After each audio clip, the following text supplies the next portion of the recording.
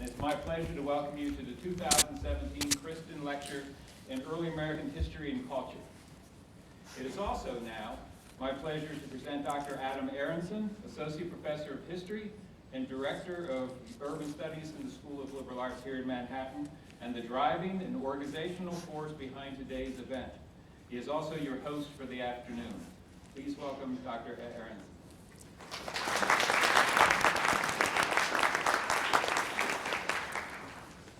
Thanks. I'm so glad we have so many people here. As Dean Brower said, this is the Robert J. Christen Program in Early American History and Culture. Dr. Christen began his long association with Manhattan College as a student at Manhattan Prep, and then an undergraduate in the School of Arts, graduating in 1952. Dr. Christen earned a master's and Ph.D. degrees at Columbia University, and his specialty was in colonial and revolutionary periods of American history, the subject we'll be hearing about today. He joined the faculty at Manhattan in 1958. He was a founder of what's now the Peace Studies program. He was an active member of the ACLU, where he served on the Committee for Academic Freedom, and he was a member both of the local school board and then the New York City Board of Education. Because of his many contributions in education, Riverdale's Public School number 81 is named in his honor. And this program was founded in 1986 to honor the memory of Dr. Christen, and was maintained for years by his widow, the late Dr. Barbara Christen, other members of the family, and Dr. Christen's students and colleagues. Over the years, the Christen program has brought Bill Moyers, Jill Lepore, Mary Beth Norton, Ed Countryman, and Ken Jackson, among others, to speak about colonial and revolutionary America. We are honored to have his daughters here today, and we'd like to present you this plaque in recognition of the past 30 years of creating and maintaining this program. So if we just have you come up and take this and accept our applause.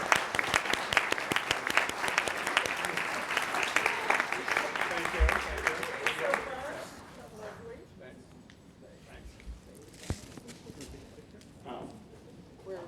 So today we're very happy to add Joanne Freeman to that list of speakers.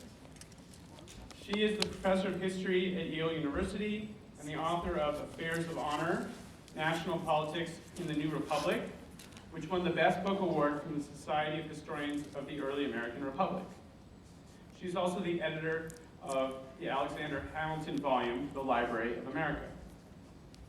An expert on political culture and violence in Congress, yes, I said violence in Congress, Freeman is credited by Lin-Manuel Miranda as the person who explained to him the culture of dueling in the United States. And she is thanked in the Hamiltone, the favorite book of my children, the libretto version of the hit musical Hamilton. She's worked as a consultant for the National Park Service at the Alexander Hamilton Grange National Memorial, right down the 1 train in Manhattan. And she's been increasingly active on Twitter as a Twitter historian, as we call ourselves. In case that she did not have enough to do with all of those things, this month Professor Freeman joined the team at Backstory, a weekly podcast supported by the Virginia Foundation for the Humanities that brings historical insight on current events to public radio stations around the country. In her first episode, Professor Freeman brings insight to the timely question of immigration and immigration restrictions in American history, including Hamilton's thinking on the subject. On a personal note, Joanne was the very first faculty member that I met at Yale, where I went to graduate school, my first graduate school advisor, and a member of my dissertation committee, helping me navigate the process of becoming a professor. So it's a great honor to welcome her here today.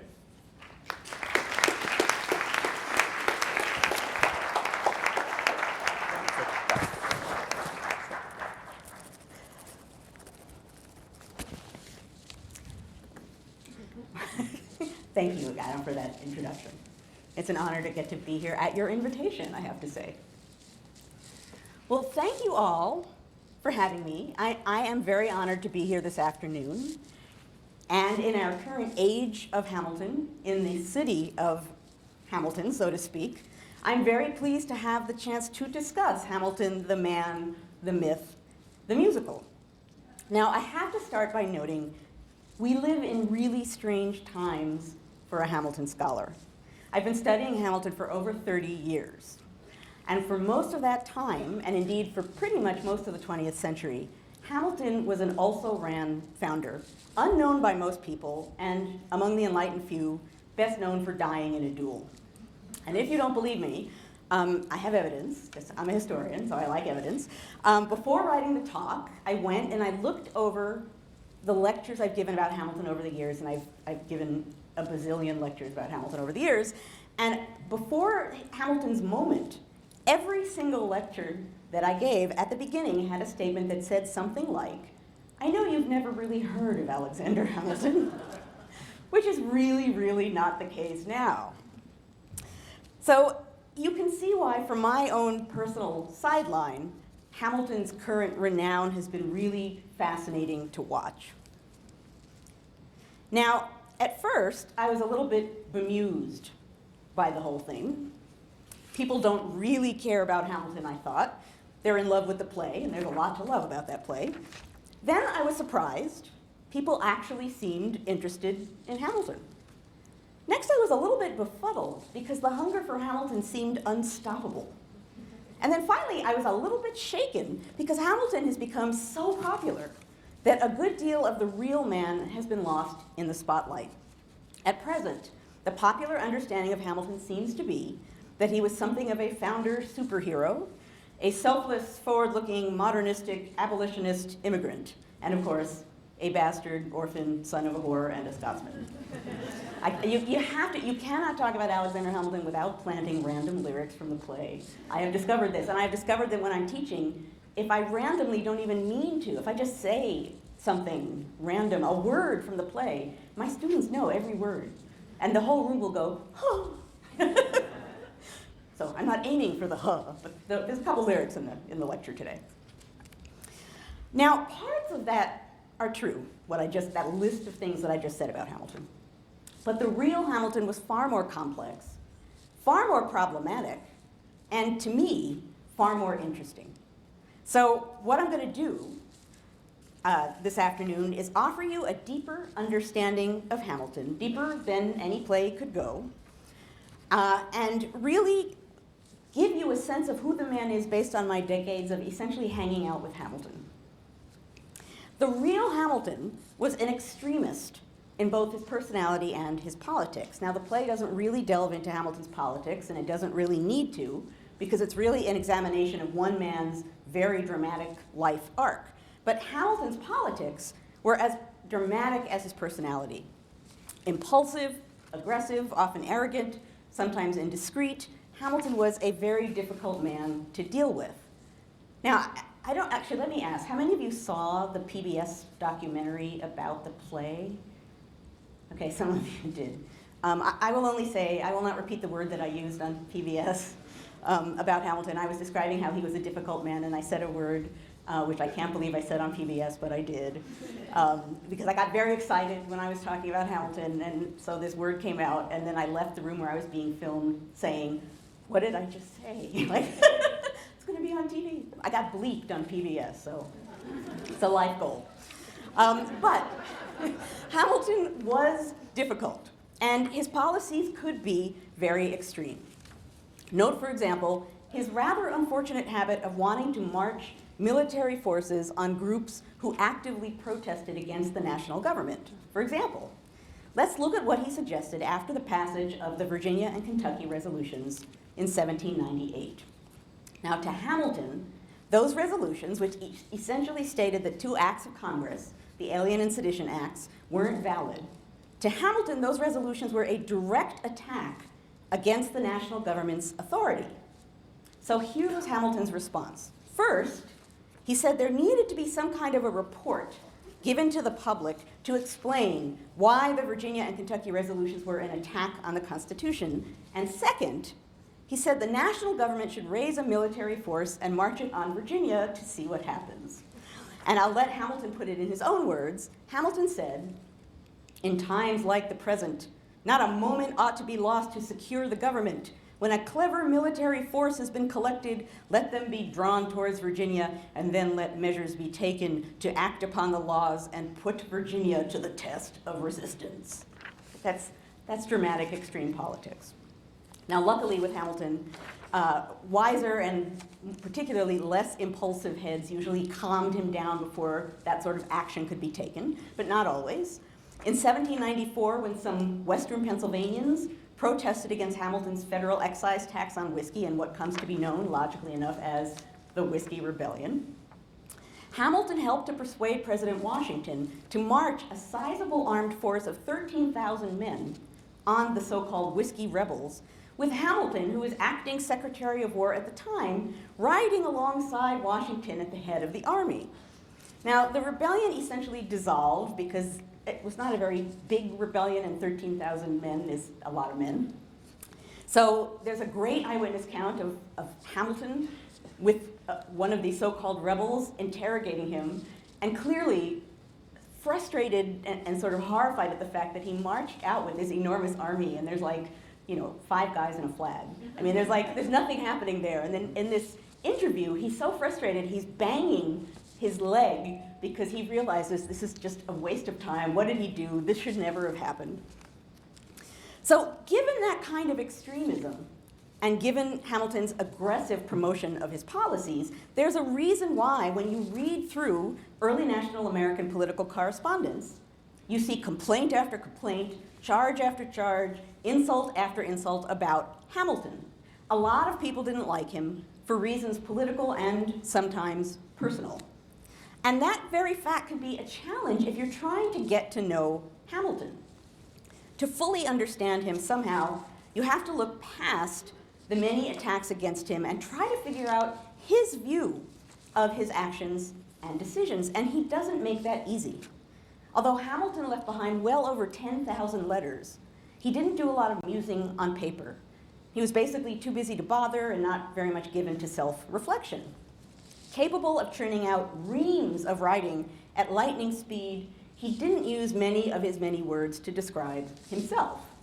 He was a man of action who rarely explained himself because he almost always assumed that he was right. As a result, to figure him out, you really have to read between the lines of his writings and look for patterns of behavior. So basically, you have to hunt for Hamilton. There's a reason why there are relatively few Hamilton biographies, because he's notoriously hard to figure out, and he didn't leave behind much of a breadcrumb trail. So what I want to offer you this afternoon is at least the start of a breadcrumb trail. And I'm going to do that by offering you some gleanings that I gathered over the course of my decades with Hamilton. So essentially, I'm going to show you how to hunt for Hamilton.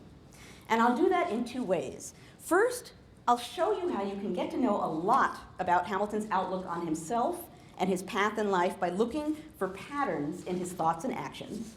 And then I'll show how reading between the lines of his letters and exploring the details of when and where and why they were written offers really invaluable insights into the roots of some of Hamilton's political extremism. And I have to offer a little confession here.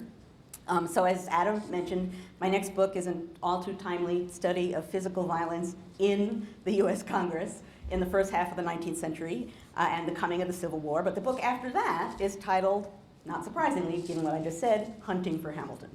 And it's going to be exploring Hamilton and his world by looking through his eyes and doing, I guess in a way, some of what I'm doing today, reading between the lines of his letters and figuring out his relationships with 6 key people in his life: his wife Elizabeth, his sister-in-law Angelica, his friend John Laurens, George Washington, Thomas Jefferson, and Aaron Burr. Okay, so first, for those who don't know much about Hamilton, I promised everyone you don't have to have seen the play to like this talk, and you don't even need to know that much about Hamilton to like the talk. I'm going to offer you a very quick and dirty summary of his life. In a way, it's logical that Hamilton's life translates well on stage because there's something of a Shakespearean arc to Hamilton's life. He was born poor and illegitimate in the West Indies and was soon orphaned, but his skill with a pen compelled people to put up a charitable fund to send him to the North American colonies for an education. And there he was swept up in the Revolution, becoming, as the play puts it, George Washington's right-hand man. When Washington became president, he made Hamilton the nation's first Secretary of the Treasury. And in that post, Hamilton structured a national financial system and pushed to strengthen and empower the national government, launching a fierce political battle against those who wanted a far less powerful national government, with Jefferson and Thomas Jefferson and James Madison as Hamilton's foremost political opponents.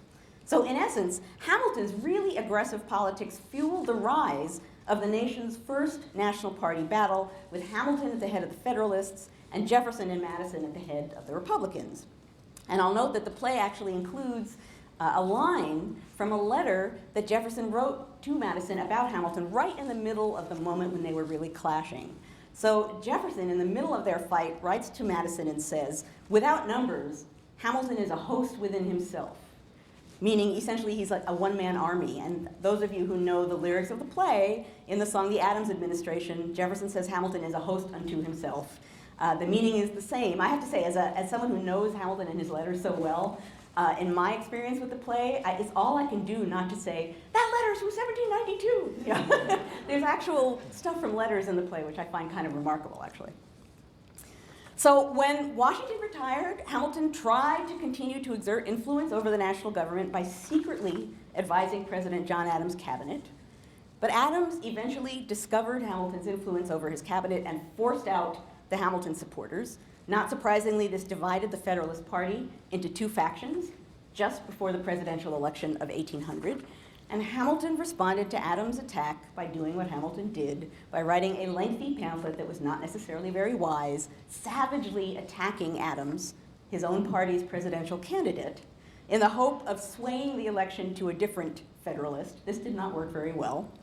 And that, combined with some other poorly thought out political moves on Hamilton's part, pretty much destroyed his political career. And a few years later, his ongoing 15-year rivalry with Aaron Burr led to the duel that ended Hamilton's life. Now that's definitely a dramatic and eventful life story, but let's delve a little bit deeper. And let's start, as I promised, by looking at how Hamilton's patterns of behavior reveal something about his sense of himself and his path in life. Now, generally speaking, people who write about Hamilton as a person tend to focus on, in a sense, what I just talked about, the emotional drama kind of swirled around him, his disadvantaged youth, his impulsiveness as a politician, his touchiness and insecurity about his reputation and honor. There is a lot of drama to focus on. And Hamilton was very touchy. Over the course of his life, he became involved in 10 near duels, which is a lot for any one individual in this period, and probably an all-time record for a first-rank founder, I would think. Although he ended up only fighting one duel, and unfortunately that one did not go very well for him. So there's a lot of emotional drama in Hamilton's life, but ultimately looking at that drama alone doesn't get you very far. It shows you someone with a complicated life, but it doesn't let you really see the world through his eyes and begin to understand how he understood his place in the world. To do that, you have to go further. Okay, so now let's look at Hamilton when he first arrives in North America and look for some patterns of behavior. So he gets to North America based on charity. When he arrives, he has little money, no family really in North America. He's essentially on his own. And he is desperate to make something of himself. So what does he do? Okay, well, not long after he arrived, he ends up at King's College, which is now Columbia University. So clearly to him, this is a door that's going to open some kind of future to him. And clearly it's something he wants to take full advantage of. So what does the disadvantaged and desperately ambitious Hamilton do to advance himself at this point? Well, he did a number of things. Interestingly, he decided to study anatomy, among other things. He joined a debating club. He joined a group of students doing military training, and according to friends in his private time, he seemed to be particularly interested in religion. Anatomy, debating, military training, and religion. Now those are interesting choices, but what do they tell you? Well, in fact, they tell you a lot if you look for the pattern in those choices. Because in the 18th century, there were a limited number of career paths that were considered to be gentlemanly in status. Generally speaking, they were doctor, lawyer, army officer, clergyman, anatomy, debating, military training, religious study. He was basically covering every base. He was desperately trying to create a foundation for his new life and guarantee, as best he could, that he would make something of himself. And I'll add, there's another career path I didn't mention that would have been included in those gentlemanly professions, and that would be essentially some kind of merchant. But Hamilton, based on his time in the West Indies, had a lot of experience with being a merchant, so he didn't need training on that count. But that's how Hamilton thought. That's really typical of him. He was very systematic, very planned. He was a man of systems and plans who was constructing a future for himself based on little to nothing. He had no great family, no money, no reputation yet. He was essentially operating without a safety net. So that's one example of how patterns of behavior can really tell you something about Hamilton saw himself and his path in life. Now, if you think I'm exaggerating one example as far as Hamilton's kind of deliberate mode of self-construction, I want to offer you a second example, and it's one that I always find a little bit amusing. Beginning in 1777, Hamilton was in the army at Washington's side as his aide, and he was desperate to have a moment of glory on the battlefield so he could really prove his merit as a man and earn a reputation for himself. But Washington needed him at headquarters, so Hamilton didn't seem likely to get his much-wanted field command. So what did Hamilton do?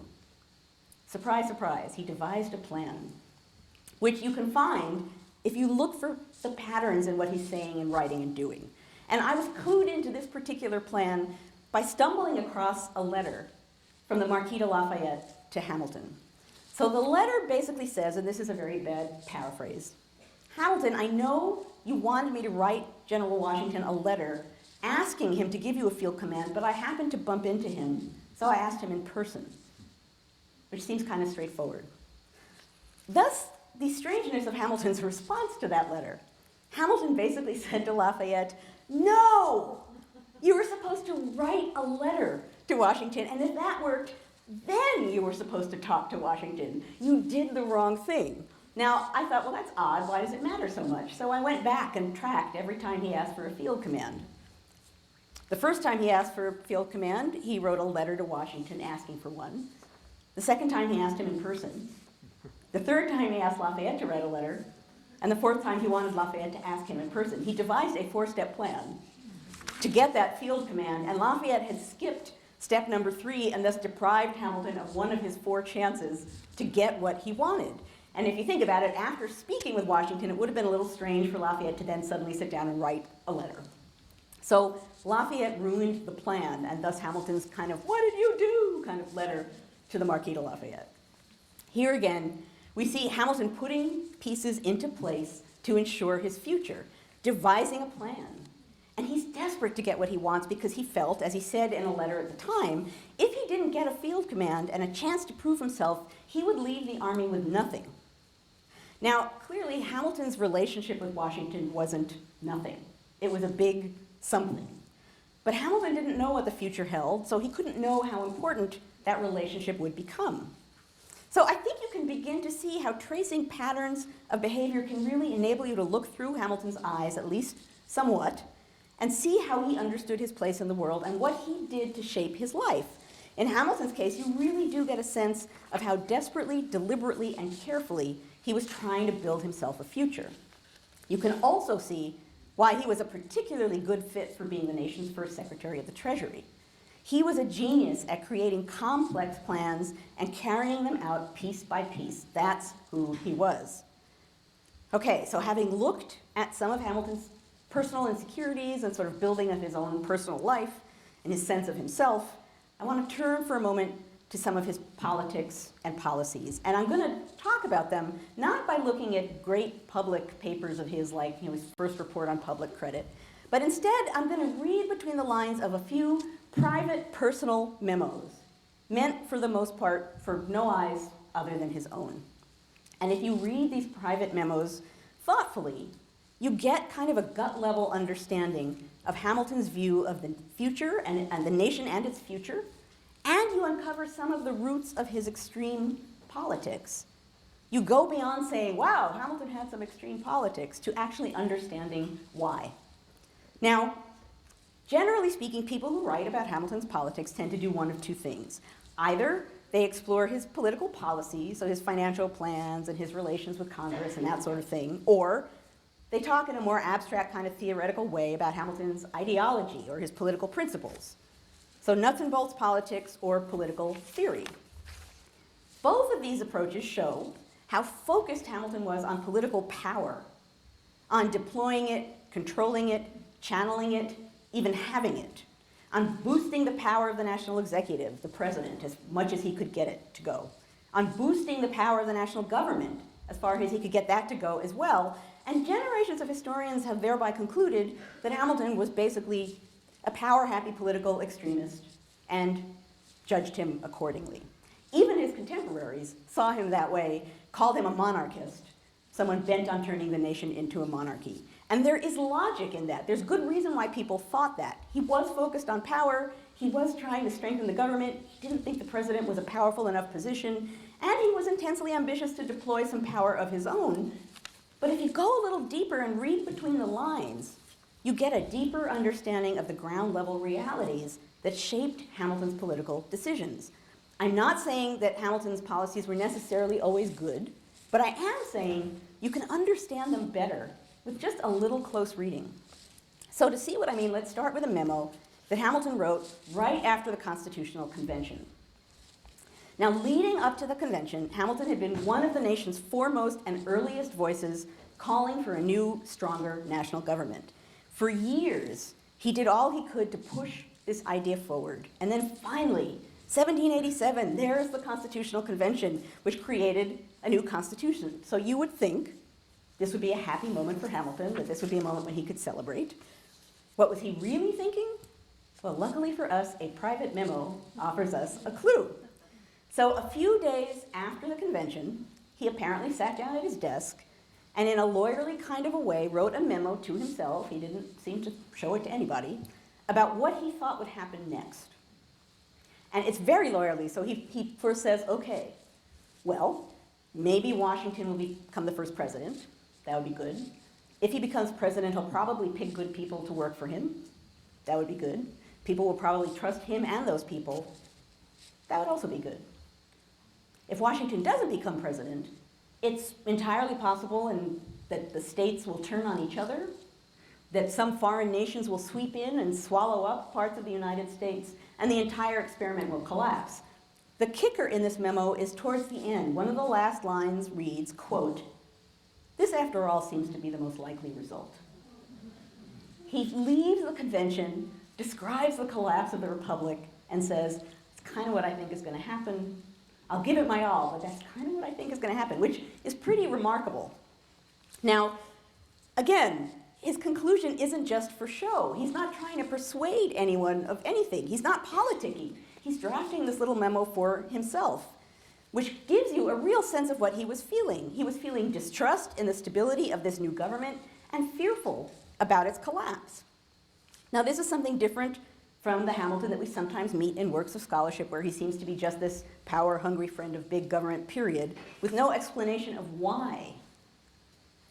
The memo suggests something different. It shows a sincere fear on his part that this new government couldn't possibly survive. And if you really believe that the government might fail, you understand in part why he's fiercely pushing to make it stronger, beyond a point when most people would have wanted it to be, but still, it at least reveals his reasoning behind what he was doing in his politics.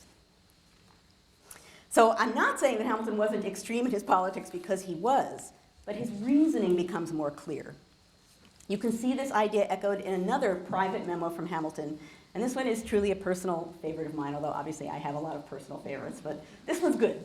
Not long after he left the Treasury, he decided for some reason, and I've never been able to reconstruct this, to try his hand at creating a national seal. And I'll say at the outset, he did not have a good graphic sense, which will become screamingly apparent in a moment when I describe what he designed the national seal to be. And I'll note, at this moment, the French Revolution was violently raging. And this is the moment he sits down and says, "The nation needs a seal. I shall devise the seal." Okay, so this is what he describes. He says, imagine a globe, and Europe is on one side, and North America is on the other. And standing on Europe is a colossus, a giant, with 1 foot on the European continent and clothed in all kinds of sort of French revolutionary regalia. And the other foot hovering over North America. And standing on North America is a figure clothed in armor with a shield and a sword, essentially doing this.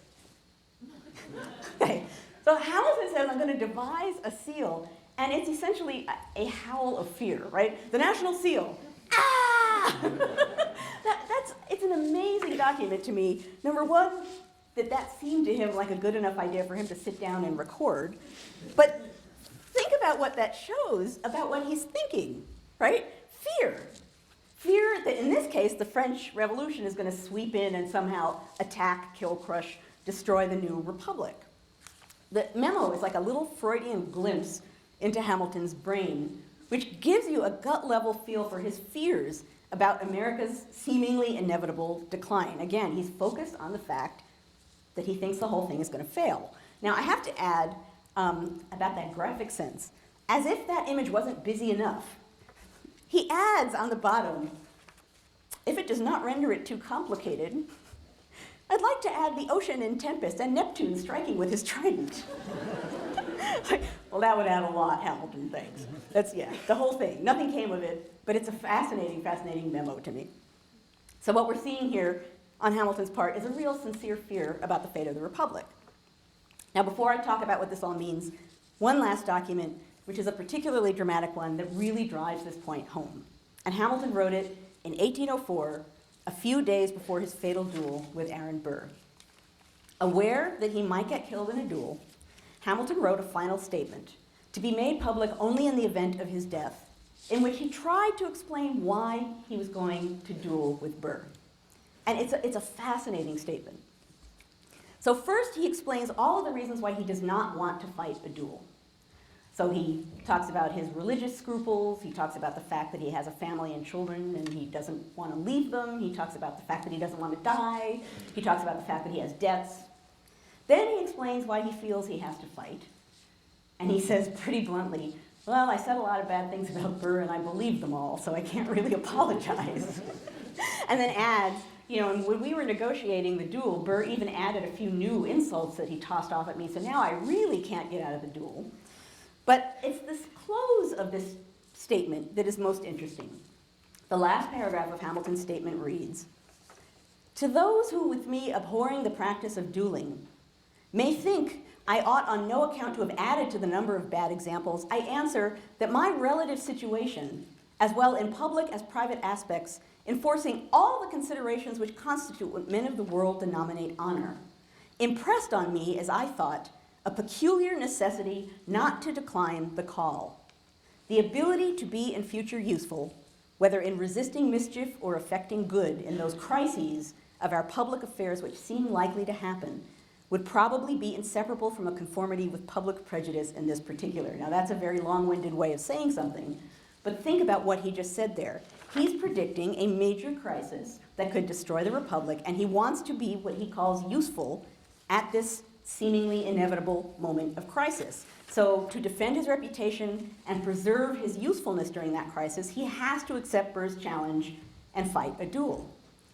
So again, clearly, Hamilton sincerely believed that this government was imperiled, that it wasn't strong enough, and that it might not work. And he says in a number of letters, you know, I don't really think this is going well, but I'll stand behind it. You can see how if you don't really like him or trust him anyway, that's not going to be very convincing. The guy who says, I don't really like it, but I'll stand behind it, it would be very easy to believe you're not standing behind it. But this idea that he truly did believe that the government might collapse really does shed some light on some of Hamilton's extreme politics. Rather than just a power-hungry move or an abstract devotion to centralized power, Hamilton's extreme politics, his tendency to leap at military solutions to civil problems, his desperate eagerness to strengthen the national government at all costs, they were born of fear and his inner convictions about the failure of the American experiment in government. Now, I should say I'm not excusing Hamilton's policies or saying that they're good or bad, but I am saying you sure can understand them better by reading closely and reading between the lines. And this is important for two reasons. It gets at a ground level, kind of gut level understanding of Hamilton, which reminds you that he is not just spouting policies, nor actually are most of the people who are engaged in politics in this moment. Hamilton was reacting to immediate changing events with feelings and impulses as well as with ideas, and his political decisions were born of his inner convictions and fears. And I think that's really easy to forget when you're talking about America's founding, which I think we tend to envision as this abstract debate with people in a room sort of, you know, saying lofty, noble things. The founding wasn't an abstract debate. And politicians were not just spouting policies. They were real people caught in the moment and trying to chart a course. They were scared and confused and nervous and testy and careless and sometimes selfish. And they didn't know what would happen next. To fully understand the founders and America's founding, this is vitally important to remember. America's new Constitution was an experiment in government, and that's the word that people used at the time, experiment. The nation's new Constitution created a republic in a world of monarchies, and no one knew if it would work and survive. No one knew what would happen. To fully understand Hamilton or early American politics, or even just early national America generally, you really have to remember this feeling of contingency.